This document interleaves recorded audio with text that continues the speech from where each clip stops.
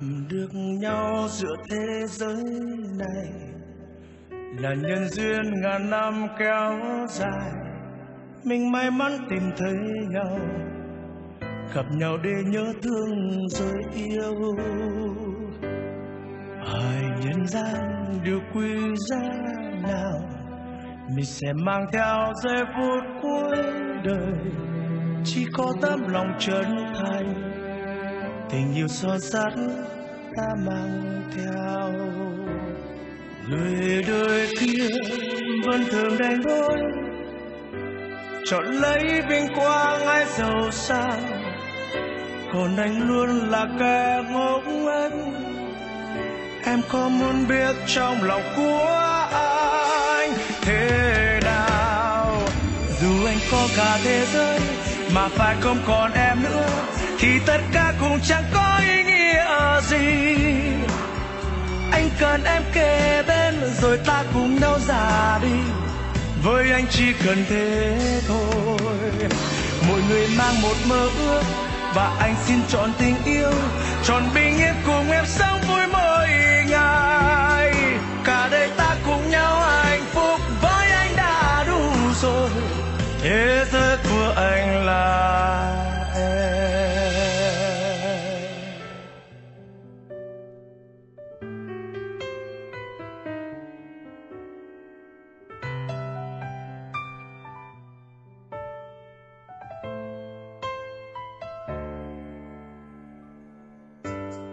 Gặp được nhau giữa thế giới này là nhân duyên ngàn năm kéo dài.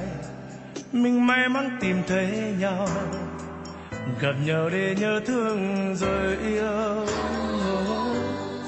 Hỏi nhân gian điều quý giá nào mình sẽ mang theo giây phút cuối đời.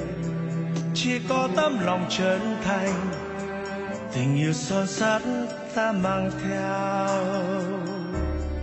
Người đời kia vẫn thường đánh đôi, chọn lấy vinh quang hay giàu sang, còn anh luôn là kẻ ngốc nghếch.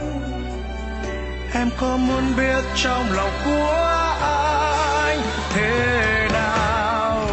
Dù anh có cả thế giới mà phải không còn em nữa, thì tất cả cũng chẳng có ý nghĩa gì. Anh cần em kề bên rồi ta cùng nhau già đi, với anh chỉ cần thế thôi. Mỗi người mang một mơ ước và anh xin chọn tình yêu, chọn bình yên cùng em sống vui mỗi ngày. Cả đời ta cùng nhau hạnh phúc, với anh đã đủ rồi. Thế giới của anh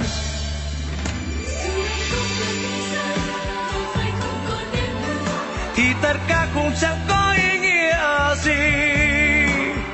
Anh cần em kề bên rồi ta cùng nhau già đi, với anh chỉ cần thế thôi.